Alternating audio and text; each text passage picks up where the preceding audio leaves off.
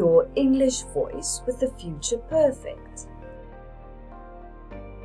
We use the future perfect form when we look back to the past from a point in the future. We usually use a time phrase, for example, by tomorrow or for 3 years. Note, shall and shan't are less common and more formal.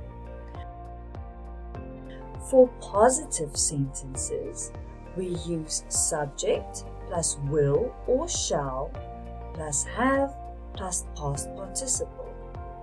For negative sentences, we use subject plus will not or shall not plus have plus past participle.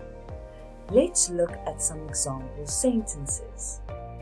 In June next year, I will have worked here for 3 years. Ben, who started after me, will not have worked here for 3 years. Let's look at our own examples. In April next year, we will have lived in this house for 5 years. And our negative example, we will not have left for summer vacation by July